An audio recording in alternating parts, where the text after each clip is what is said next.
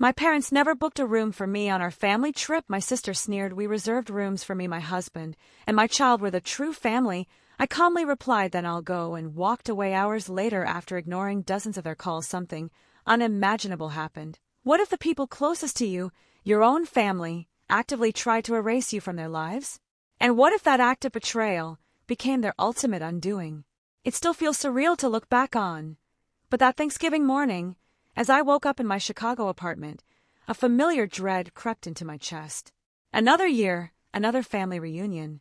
This time, the gathering was at the Breakers, a seriously swanky resort in Palm Beach, Florida. All expenses covered by my grandfather, as always. As I did a final check of my suitcase, I let out this deep, heavy sigh. I caught my reflection in the mirror. I'm Helen Walker, 33 years old, a research director at a pharmaceutical company. I make a pretty good living, about $160,000 a year, and I live alone in Chicago. I've painstakingly built my assets through careful investments, because for me, money isn't just about comfort, it's about dignity. That was one of my grandfather's mantras. He's this incredibly successful businessman, made his fortune in construction, and honestly, everything I know about financial management, I learned from him. Since I was a little kid, he'd enthusiastically teach me about investments and assets. He's the only one in the family who truly understands me, who sees me. And then there's my sister, Catherine. She was a flight attendant, now a full-time housewife. On social media, she projects this incredibly affluent lifestyle, new designer bags, fancy dinners, luxurious vacations. But the harsh truth, it's all a carefully constructed facade, completely reliant on my grandfather's monthly support. Her massive mortgage, the car loans, our niece Amy's private school tuition, all of it covered by Grandpa. She's obsessed with portraying this lifestyle that's so far removed from reality. It's almost painful to watch. My parents, George and Margaret, are much the same. They appear to be enjoying a comfortable retirement in Florida, but that, too, wouldn't last a day without my grandfather's help. Their retirement fund, the deposit for their upscale retirement home, everything depended on him. My parents, they've always been so cold towards me, but incredibly indulgent with Catherine. That hasn't changed since childhood. I remember in college, I covered my tuition with scholarships and worked part-time just to live. Meanwhile, Catherine had everything handed to her, from study abroad to living costs. The disparity, even now, stings. Become someone who can stand on their own feet. That was another one of Grandpa's sayings, and I lived by it. I studied. I worked relentlessly to become independent.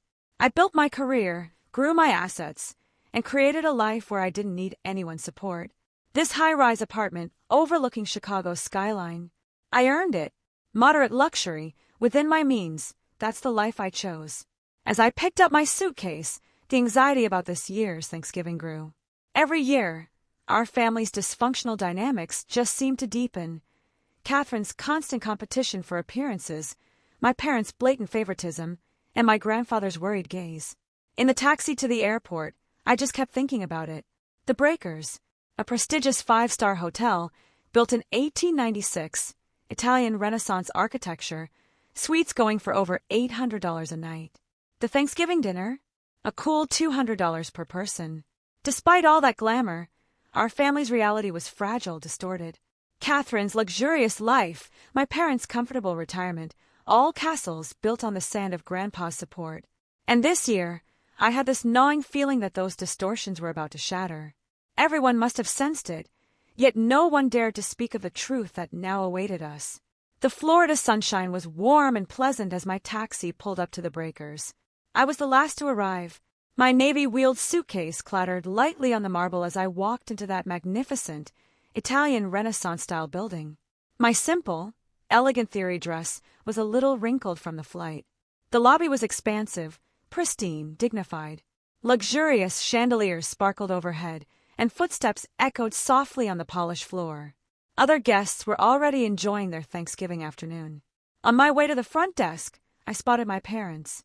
They were tucked away in a corner, whispering, looking uncomfortable. Mom was wearing what looked like a brand-new resort dress, Dad in his usual casual attire. When our eyes met, they quickly looked away. "Miss Walker," the front desk staff said, her voice dripping with apology. I I can't find your reservation. She kept checking the screen, her confusion clear. I can see reservations for your family members, but just then, I heard the click-clack of expensive heels approaching. I turned to see Catherine, her smile triumphant, a Hermes Birkin bag on her arm, a Cartier watch gleaming. "Oh, Helen! Finally made it!" Her voice was laced with deliberate sarcasm, just loud enough to draw attention. The front desk staff was still staring at her screen, and other guests started to turn our way. "How strange that there's no reservation," Catherine practically purred, her voice rising in volume, calculated to make sure everyone heard. Her Louis Vuitton suitcase stood conspicuously next to my understated navy one. "Actually," she stepped closer, a victorious smirk playing on her lips, "I only made reservations for our family." Her words echoed through the lobby. A room for me, my husband and daughter, and one for Mom and Dad. Just for the real family, you see. A thick, suffocating silence fell. The front desk staff was speechless. My parents turned their backs even further, like statues. The air around me felt like ice. I took a slow, deep breath, and without changing my expression, I said, "I see. Then I'll leave." My voice came out calmer than I expected. I readjusted my grip on my suitcase handle and gave a polite nod to the front desk staff, who looked utterly mortified. Pulling out my smartphone, I opened a taxi hailing app. "Wait."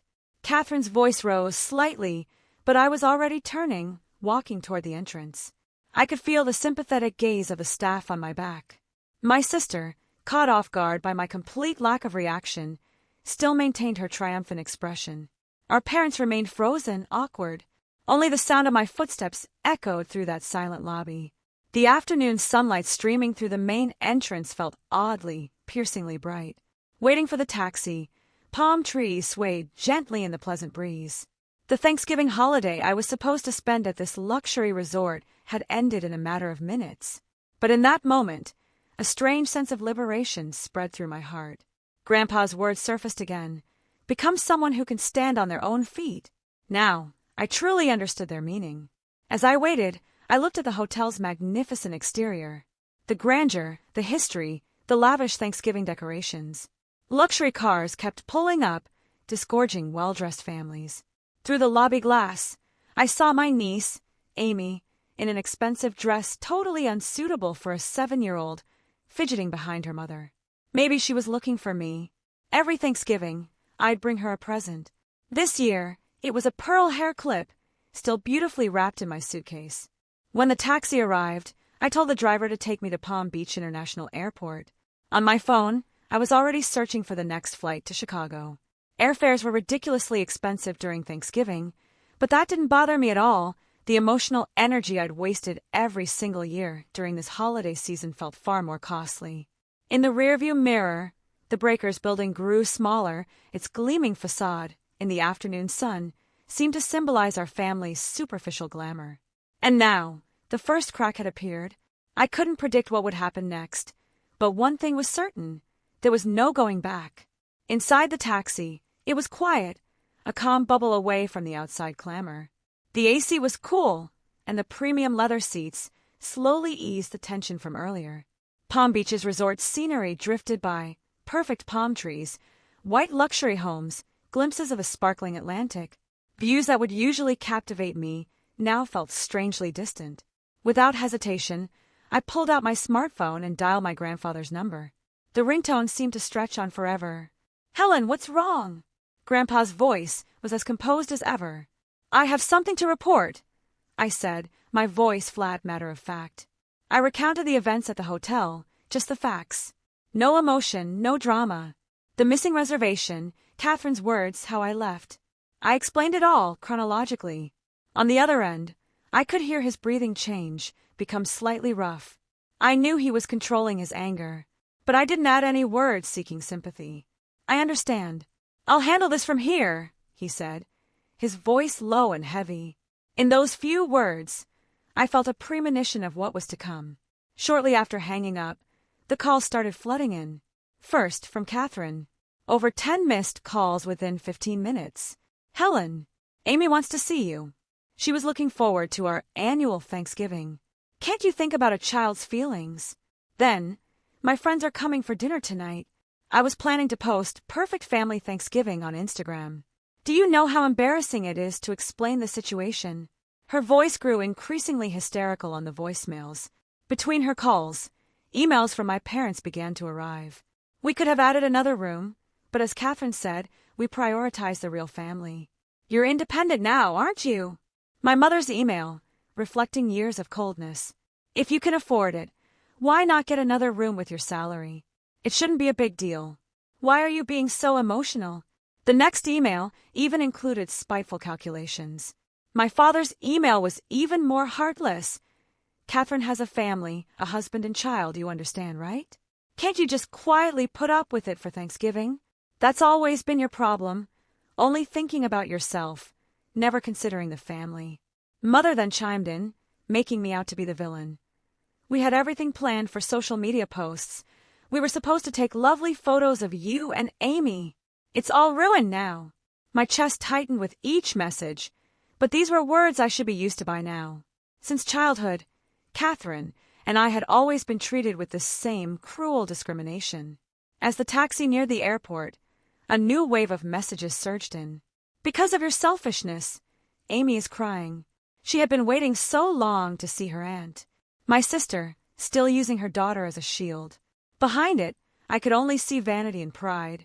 From Mother, more sarcastic emails arrived. Poor Catherine. If you knew how desperate she is about Amy's future, you wouldn't understand. But children's education requires money, and yet at a time like this, I felt no need to reply. If anything, I was grateful they had shown their true colors so blatantly. Just before reaching the airport, an email arrived from Grandfather. I'm proud of your decision. I understand everything. At those words, my eyes briefly welled up. Not with sadness, though. It was a quiet determination, marking the beginning of a new chapter. My smartphone was still receiving persistent calls, anxious messages from my sister demanding, "Answer the phone right now," and accusatory emails from my parents claiming, "Your selfishness is tearing the family apart." But I had reached a place where no one's voice could reach me. Getting out of the taxi, I walked toward the terminal. As I booked my flight to Chicago, I felt a strange sense of liberation. This was the moment I was freed from the pretense of a real family. About 30 minutes after boarding the Chicago-bound plane, a new email arrived. From Grandfather. All family members were included in the recipients. The following is my final decision, the email began in his characteristically dignified style. Today, on Thanksgiving, an incident occurred that severely damaged our family's dignity. The cruel treatment of Helen is an injury to the Walker family name and cannot be tolerated under any circumstances. Effective immediately, I am freezing all financial support to George, Margaret, and Catherine. I must remind you that your luxurious lifestyles are entirely dependent on my support. Those who have lost sight of family's essence, drowning in vanity and pretense, no longer qualify for such privilege. Just as I finished reading that part, calls from my sister began coming in. Her panic was evident from the sheer frequency. "Helen, please answer the phone. Convince Grandpa." Voicemails recorded her voice, thick with desperation. It was clear her life would become unsustainable without his monthly payments. All of her expenses had been structured around his assistance. Emails from my parents also flooded in. Their previous arrogant attitude had vanished, replaced by desperate pleading. "Helen, this is about our retirement. Could you please talk to your grandfather again? The $150,000 deposit for their reserved luxury retirement home would be forfeited. Their medical insurance subsidies would stop. My parents were panicking, their stable retirement crumbling in an instant. Do something. Helen, listen, if it's you, won't he?" Mother's email even contained unfamiliar words of apology. "I'm sorry for saying such terrible things earlier, but this is a family crisis." I quietly turned off my smartphone. A vast sea of clouds spread outside the window. The perfect family Thanksgiving photos that had been posted on social media every year would not be uploaded this year. For Catherine, that might be an even bigger blow than the financial impact. The plane was heading steadily toward Chicago without turbulence. The passenger next to me seemed to be contemplating Thanksgiving dinner preparations, browsing recipes on their smartphone. Normally, at this time, I would have been giving Amy her present in the hotel lounge. After landing, when I connected to my home Wi-Fi in Chicago, there were over 100 unread messages. Most were from my sister, their content becoming increasingly frantic. What am I supposed to do? I won't be able to pay the loans. What about Amy's school fees? Emails from my parents had also grown more serious. We might not be able to get the retirement home deposit back. What are we supposed to do now? I can't sleep at night thinking about the medical insurance. However, what drew the most attention was Grandpa's final notice, sent to all family members. This measure is irreversible. Consider it the consequence of your own actions. Any objection to my decision will result in the termination of all support. I calmly read through the incoming messages. Their formerly arrogant attitude had completely changed to desperate pleas. Never before had each family member's true nature been so clearly revealed. Setting down my smartphone, I brewed some tea in the kitchen. By now, I would normally have been enjoying the hotel's luxurious dinner, a Thanksgiving special course worth $200 per person. Remembering that amount made me smile slightly. Every year, my sister's family had posted about this lavish dinner on social media, yet in reality, they had been struggling even to make monthly credit card payments. A new call came in, this time from my sister's husband. Mixed with panic and confusion were words criticizing his wife's spending habits. It seemed cracks were beginning to appear in their marriage as well. More specific pleas arrived from our parents. The retirement home won't refund the $150,000 advance payment. Medical insurance will be self-paid from next month. Because of you, our retirement, following those words was a repetition of defending my sister and criticizing me. It was as if they hadn't learned anything. I took a lemon from the refrigerator and added it to my tea. Tomorrow, I would return to work as usual. New research data analysis awaited me at the pharmaceutical company. $160,000 annual salary. Steadily accumulated investment trusts. A stable life foundation, built by my own efforts. Outside the window, Chicago's night view quietly sparkled. The lights of the high-rise buildings were like stars.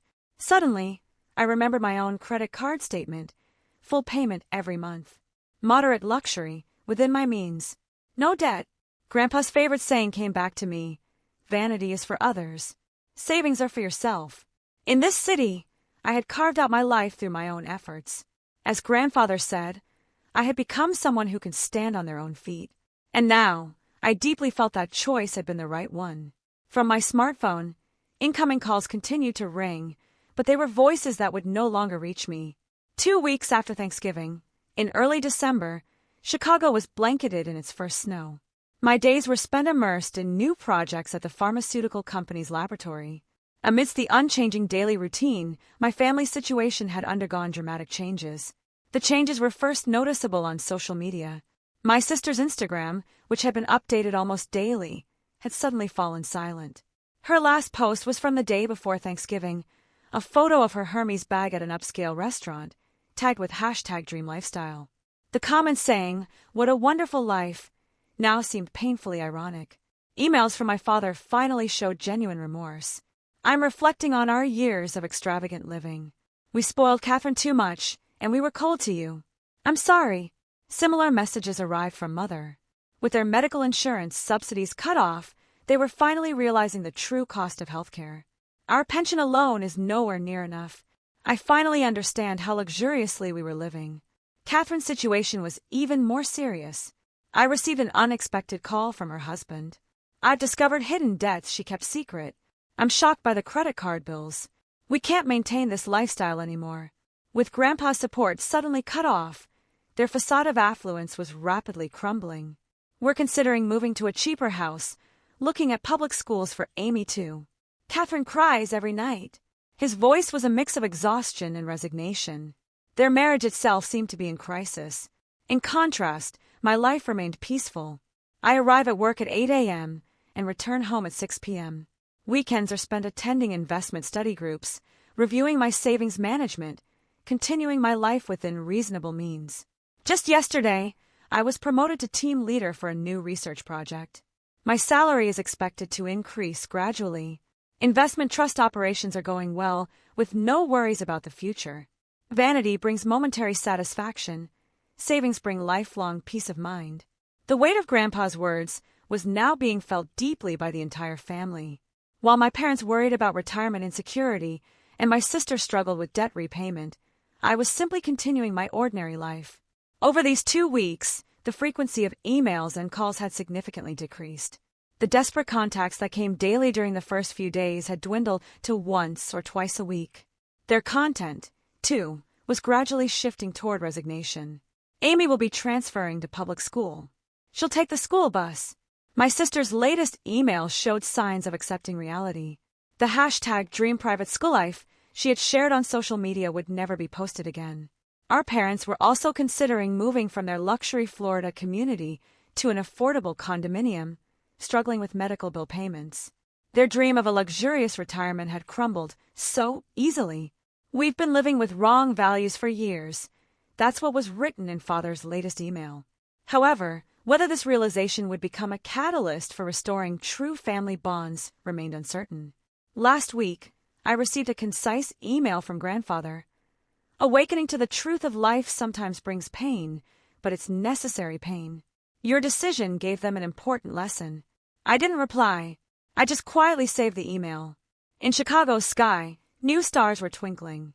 3 months after that Thanksgiving, early signs of spring were beginning to appear in Chicago. My life hadn't really changed, or rather, it had become even more fulfilling. The new project at the pharmaceutical company was progressing smoothly, and last week, I received notice of another promotion. My achievements as research director were recognized, and my salary would be increased to $200,000. Investment trust operations were also doing well, with assets continuing to grow steadily. From my office window, I could see the vast surface of Lake Michigan, waves sparkling in the spring sunlight, conveying a quiet hope. New research data was piled up on my desk. Time immersed in work was my most precious time. A birthday present arrived from Grandfather the other day, a simple pearl necklace. The attached card bore a single line in his familiar, elegant handwriting. True brilliance dwells in those who stand on their own feet. I'd started maintaining minimal contact with my parents. They'd moved from their luxury Florida community to an affordable condominium, still struggling with medical bill payments, but they seemed to be gradually adapting to reality. Luxury brings momentary joy, but there's genuine security in a grounded lifestyle. Mother's email contained words of genuine understanding for the first time. My sister's family had moved to an ordinary suburban neighborhood.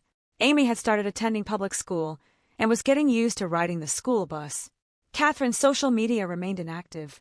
How empty it all seems now, posting just to keep up appearances. Such words appeared in a rare email from my sister. Days spent struggling with credit card payments. Their marriage was still strained, but at least they were no longer turning away from reality. I had begun setting new goals. I wanted to build more achievements in pharmaceutical research and eventually lead my own research team. I hoped to pass on my knowledge and experience to young researchers. On holidays, I attended study groups about investment and economics. The people I met there all led solid, practical lives. The sincere conversations, free from pretense and vanity, were refreshing. The Thanksgiving incident had left important lessons for each family member. The importance of financial independence, the emptiness of a pretentious lifestyle, and above all, the true meaning of family. Grandfather's final words still resonated in my heart.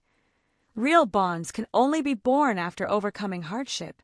In my desk drawer, the pearl hair clip I had prepared as Amy's present still remained beautifully wrapped. Someday, when she realizes true value, when she understands the importance of standing on her own feet rather than counting social media likes, perhaps that will be the right time to give her this clip. Outside the window, early spring winds rustled through the street trees, as if announcing the beginning of a new season.